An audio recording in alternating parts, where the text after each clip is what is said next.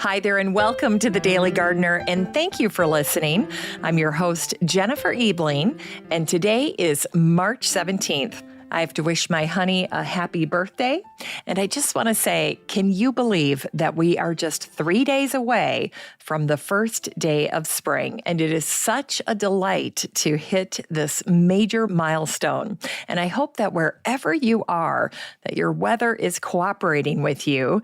I know yesterday we got a little bit of snow up here at the cabin, but it wasn't bad. We could still see grass poking through. And after about 4 hours after the snow had stopped, it had already started melting. The streets were not covered. And by supper time, we could see the grass again on the lawn. So we're making progress. We're trending in the right direction. All right, here's today's show. Today we celebrate a man who revealed the medicinal properties of digitalis, or foxglove. We'll also learn about an English author and gardener who wrote about the gardens of her life, and she turns 88 years old today. We'll hear an excerpt about a scientist, explorer, naturalist, and outcast who became one of New Zealand's great adventurers. And we grow that garden library today with a book about high-end garden design. And finally, we'll wrap things up with a story about the man who revived the town, landscapes, and gardens of Colonial Williamsburg. But first, it's time for today's curated news.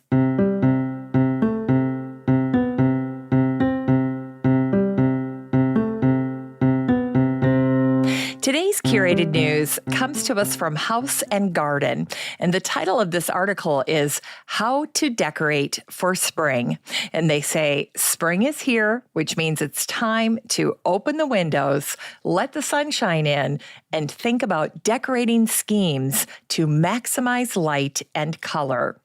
Now, I have talked to so many gardeners who are scrambling this week to put away their Christmas decorations.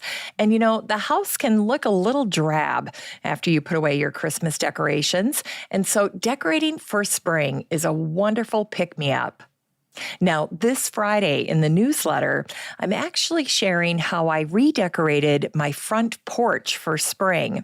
And I have to tell you this little story about how I did it. And I will be sharing this in the Friday newsletter. So if you want to subscribe to that, you can do that over at my website at thedailygardener.org.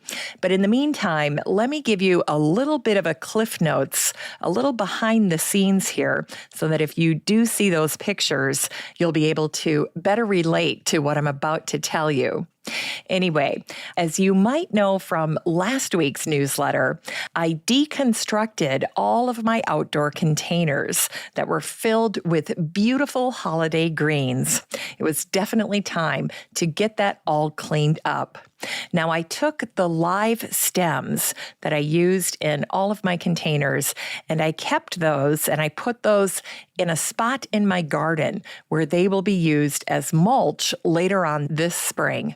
But when all of the containers were cleared off, I had so much fun filling up my containers with all kinds of permanent stems. Now, you might be sitting there thinking, well, why is she using permanent stems? Why isn't she decorating with real flowers? Well, believe me, I would if I could. But in Minnesota, in Zone 4A, where I live, there is absolutely no way that I would put a living plant outside in a container until after Memorial Day, just to be on the safe side. I've been burned too many times. And so instead, I add color and spring freshness to my porch using permanent stems. And this year, I actually used some gorgeous, tall amaryllis blossoms that I had gotten on a Christmas clearance from a high-end garden center here in Minnesota. And they really added height, drama, and color, spring vibrancy to my containers. And then I was able to fill in with other wonderful little things like forsythia and spring grass and pussy willows and little nests, and of course, some grapevine. And if you'd like to see pictures of my creations, you can do that again in the newsletter for the show. But I tell you what, you know that you have put together a beautiful porch, beautiful containers when anyone who comes to your front door stops to take a picture of them. And this is what's been happening to us all week here up at the cabin. So my son had DoorDashed some lunch over the weekend, and I heard him talking to someone when he had run into the garage to get the food. And so when he came in, he said, yeah, there's this woman out there, the lady that delivered our food, and she is taking pictures of the porch and the containers. Well, you guys know I'm a talker, so I had to run out the front door with my mask on, of course, and then talk to her all about my containers and what she's doing in her garden. And it was just so fun, but it was also so validating and so lovely to have someone admire the work that I'd put in to my porch, which is one of my favorite places to be up here at the cabin. So in any case, this wonderful article from House and Garden, let me come full circle here, is a true inspiration. I thought all of the images were absolutely lovely. There's all kinds of ideas in here, beautiful, jaw-dropping photos. And if you're just looking for inspiration, for ideas, for ways to bring botanicals into your home and style with florals or elements from nature, this post from House and Garden is just the ticket. And if you're in the Facebook group for the show, when you're in the group, all you need to do is search for the word spring, and this post will pop up. Now, if you're not in the Facebook group, don't worry about it. It is so easy to join. All you need to do the next time you're on Facebook is type in the words Daily Gardener Community, where you'd search for a friend, and then request to join. I'd love to meet you in the group. Which reminds me, before we talk about today's curated news, I want to take a second and welcome new members to our group because, of course, I forgot to do this last week, and so I want to get caught up. So let me please take a few seconds and welcome our new members into the Facebook group. Welcome to Annie Slocum, Marcy Hogard, Martin Fernandez, Lori Berkman, Sandy Soderberg, Daryl Clatterbuck, Christine Labor, Edrin Tuff, Bonnie Stimson, Rich Razanek, Charity Miller, Yvonne D'Amico, Victoria Simpson, and Alexandra McPhail. That's group one. And then group two is Julie Burrows, Andrea Janelle, Amy Grotland, Ayla Smith, Amy Fink, Lynn Fiorentino, Kelsey Hatlevig, Lori Hooden, Sharon Turwelp, Emily Stojak, Ann Key Hayes, Marty Dangerfield, Anita Neufeld, Jeannie Altman, Claire Skeen, Krista Herring, Heather Rankovic, Deb Claypool, Michelle Smiley, and last but not least, Doug Justice. Welcome, you guys. Welcome you all to the group. And I hope that you find the group helpful. I do put a lot of gardening posts in the group throughout the week, but I also think that you will find the community to be welcoming and a safe place to share. It is a private group. It is a free group. And when you join the group, make sure to let us know where you're gardening and tell us a little bit about yourself and your garden. And if you're not on Facebook, don't worry about it. You can always join at any time. You have a standing invitation to join us at the Daily Gardener Community on Facebook. It's time for today's Botanical History.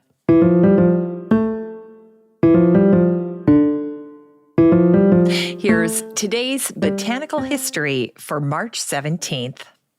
Today is the birthday of the English botanist, geologist, physician, and chemist William Withering, who was born on this day, March 17th, in 1741. William became the very first person to study the bioactivity of the flower known as digitalis, or foxglove. In this respect, William's training as a physician served him well. And the story goes that one day he noticed a person suffering from what was then called dropsy, which is an old word for a person who's suffering from congestive heart failure. Now, in this particular case, William observed that the patient in question showed remarkable improvement after taking a traditional herbal remedy that included digitalis or foxglove. Now, William gets the credit because he took this old herbal remedy and he studied the various ingredients, and he determined that it really was the digitalis that made all the difference when it came to heart issues. And in 1785, William published his famous work called An Account of the Foxglove and some of its medical uses. Now, foxgloves are a beautiful plant for the ornamental or cottage garden. These are plants that produce beautiful, tall flower spikes, and each spike can contain 20 to 80 purple to pink flowers that are tubular and are whitish on the inside. Now, foxgloves are a toxic plant, and if you eat any part of the plant, it can result in severe poisoning. And this is important to know because when foxglove first emerges out of the ground, it can be confused for comfrey or plantain, and both of those plants are used as edible plants by many people. So it's important to be able to distinguish them and also to remember where you're planting foxglove in your garden. And the fact that the foxglove plant so closely resembles a plantain when it first comes out of the ground is a helpful way for gardeners to remember that foxglove is in the plantain family. Now, in addition to the common name foxgloves, digitalis has many adorable common names, including fairy fingers, fairy thimbles, rabbit's flower, and Scotch mercury. And there's a delightful old legend about the foxglove, and it goes like this, that bad fairies gave the blossoms to a fox who needed to put the flowers on his toes so that he could muffle the sound of his feet as he hunted for prey. And here's another fun fact about the foxglove. It's a cousin to another beloved cottage garden flower, the snapdragon. Now, with regard to its toxicity, which is a very legitimate concern, the gardener and garden writer Catherine S. White wrote this. At a very early age, I remember I was to recognize what plants are to be avoided completely. At a very early age, I remember I was taught how to recognize and stay away from deadly nightshade, poison ivy, and poison sumac. I was, just as early, taught the delights of chewing tender young checkerberry leaves and sassafras root. To me, it would be ridiculous, though, not to grow monkshood, foxglove, hellebore, larkspur, autumn crocus, poppies, lily of the valley, buttercups, and many other flowers now present in my borders, just because they have some poison in them. So as you can see, the foxglove is in good company when it comes to toxic plants. Now, when the botanical illustrator Walter Crane painted flowers, he often personified them. And when he drew the foxglove, he did not draw it alone. He drew a foxglove family. And he wrote, "The foxgloves are a happy group, comprised of cousins and brothers and sisters." And finally, the English author and poet Meta Orid wrote about the foxglove in this verse. Her lips like foxgloves, pink and pale, went sighing like an autumn gale. Yet when the sunlight passed by, they opened out with half a sigh. Her smile, the last vesper light, as swoons the eve to sleep away, remaining through the summer night, a lamp of love by which to pray. And today is the birthday of the great British writer of fiction for both children and adults, Dame Penelope Margaret Lively, who was born on this day, March 17th in 1933. So that makes her 88 years young today. Happy birthday, Penelope. Penelope wrote one of my favorite garden books. It's called Life in the Garden. And I found myself enthralled with this book from the very first chapter. And if you don't own a copy, you will love it, not only for what's written on the inside, but the beautiful botanical cover on the outside. Penelope's writing often reflects on common themes like life and memory and time. And in this book in particular, she writes about one of her passions, gardening. Penelope had the unique experience of growing up in a home in Cairo, Egypt, where she experienced the joy and wonder of a courtyard garden. And then she moved to a family cottage in Somerset. And as an adult, her own gardens flourished in Oxford and London. Now, as someone who loves botanical history and literature, what I especially appreciate about Penelope's book is that she not only shares her own garden experience, but she takes us on a garden tour. We get to experience great gardens like Sissinghurst, and we also get to learn a little bit about creative people who also love to garden, like Virginia Woolf and Philip Larkin. And it was Penelope Lively who said one of my all-time favorite garden quotes, and she uses the word elide, which means to suppress or strike out. She said, "To garden is to elide past, present, and future. It is a defiance of time." It's time for Unearthed Words.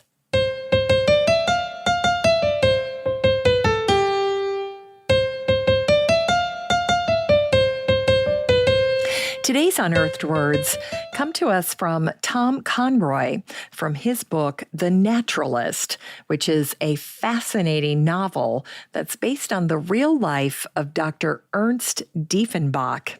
It's where we get the word Dieffenbachia, a wonderful houseplant that I became familiar with in my childhood in the 1970s.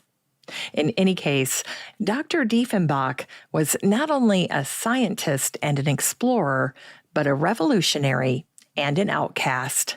And this excerpt is from his section on New Zealand. As his former friend made his way down the street, Ernst was reminded of a line out of Darwin's researches. Writing of the climber's expectation in the ascent of a mountain, Darwin had said that the promise lay with the projection of the climber, and that what was withheld would always outstrip what was granted. What was withheld would always outstrip what was granted. What was granted, Ernst reflected, was life, the ordinary business of it, the illnesses and the sunny days, the delivery at the kitchen door, the sound of rain upon the bedroom glass.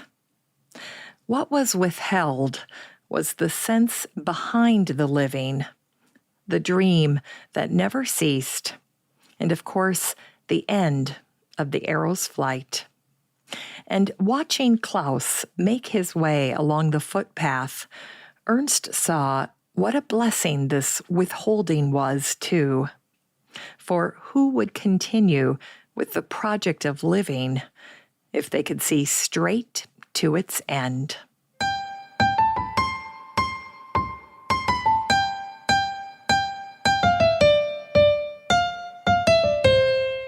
It's time to grow that garden library with today's book, Garden Design Review by Ralph Knoflach and Robert Sheffer. This book came out in 2018, and the subtitle is Best Designed Gardens and Parks on the Planet. Here's what the publisher wrote about this book. Discover the greatest in garden design. Garden Design Review is the inaugural edition of an exclusive new compendium of the most outstanding projects and products in garden planning and landscape architecture around the world. A garden not only extends living space outdoors, it also enhances the quality of life. This illustrated garden book presents more than 50 contemporary garden projects from some of the most internationally renowned landscape architects and garden designers. Now, the featured gardens are profiled with beautiful photographs and interviews with the garden designers and the landscape architects, and they share their work process in detail.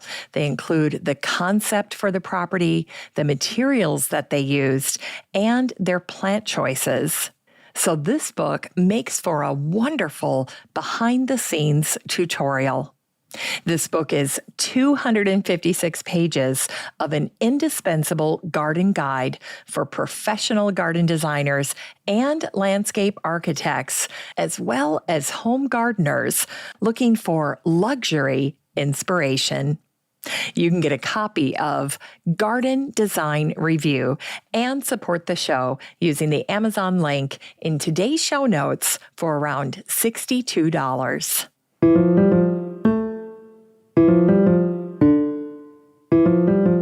Finally, here's something sweet to revive the little botanic spark in your heart. It was on this day, March 17th, in 1928, that the pioneering landscape architect Arthur Shercliffe began working on the Colonial Revival Gardens that ended up making Colonial Williamsburg a world-famous attraction. Now, just after he received his degree in mechanical engineering from MIT, Arthur discovered the field of landscape architecture, and he couldn't let it go. Now, back when Arthur was in school, there were no formal degree programs for landscape architecture, and so Arthur ended up cobbling together his own curriculum at the Lawrence School of Science at Harvard. Now, the massive project at Williamsburg was funded by John D. Rockefeller, and Arthur's mission was staggering: a total community restoration. And by the time that Arthur took over the project, on this day, St. Patrick's Day, in 1928, he already had over 30 years' experience in the field. Of course, it wasn't just the buildings that needed restoration. It was the land, the paths, the street, the gardens, and the green spaces. And Arthur kept detailed notes about the transformation and his daily quest to uncover the past. And one of my favorite diary entries from Arthur about this project said, "Wednesday morning saw me in the old-fashioned gardens in the heart of town.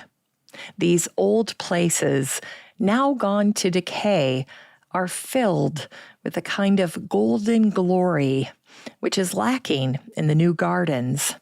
The old lattice trellises, ruined box hedges, and even the weed-grown paths seem to have the glamour of the sunshine from the olden days." Now, thanks to Arthur, every aspect of the town of Williamsburg was fully researched. And when it came to garden plans and plant selection, Arthur insisted that authenticity was paramount. For example, Arthur's team actually searched for original fence post holes to determine the colonially accurate backyard. And in light of little details like that, it's no wonder that it took Arthur 13 years to finish the restoration of Williamsburg. In researching Arthur, it's clear that every now and then his passion could get the best of him. There's a funny story that I love to tell with regard to Arthur's experience in Williamsburg. There was a woman in Williamsburg who lived at the St. George Tucker House, and she kept her own diary, and she wrote this in January of 1931. Today I was asked to go over the yard with Mr. Arthur Shercliffe.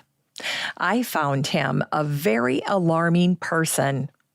Somehow, the idea of changing the yard and garden is much more repellent to me than changing the house.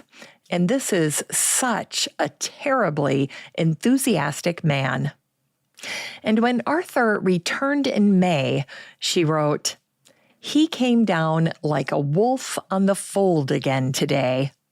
He rushed in and out with charts and plans for all sorts of alarming landscapes in our yard. He has boxwood on the brain." And you know, she was right, because Arthur's signature plant was the boxwood, which he called box for short. And for his Williamsburg makeover, Arthur required boatloads of box. He wrote, "In replanting Williamsburg places, much use should be made of box, even allowing it to dominate the parterres and the bed traceries. Generous use of box in this manner will define the display and help with the upkeep of flowers, especially in the dry season." Happily for Arthur, over the course of his time in Williamsburg, his charm eventually counteracted any hesitance caused by his exuberance. When Colonial Williamsburg was revealed to the public in 1934, Arthur's Colonial Revival style gardens, complete with boxwood, caused a sensation. Soon, revival garden design appeared in suburbs all across America. Thanks for listening to The Daily Gardener, and remember, for a happy, healthy life, garden every day. Hey, thanks for spending part of your day with The Daily Gardener. If you want to read even more botanical brevities, just head on over to thedailygardener.org. That's where you can find all the stories, biographies, and books that I share on the show. And while you're there, be sure to sign up for my free Friday newsletter. It has lots of goodies in it, and I try to make the newsletter like you're getting a marvelous letter from a garden friend. You can always find The Daily Gardener on all your favorite social media. You can follow the show on Twitter, and you have a standing invitation to join the free Facebook group for listeners of the show. Just search for Daily Gardener Community the next time you're on Facebook and request to join. Last but not least, you can easily share your gardener greetings or book submissions by emailing me at jennifer@thedailygardener.org. The Daily Gardener is produced in lovely Maple Grove in Wyoming, Minnesota, with the help of Paige Mance, Brooke Bierbaum, and Eric Begay. I'm your host, Jennifer Ebling, and as always, have a great day in the garden, and we'll see you tomorrow.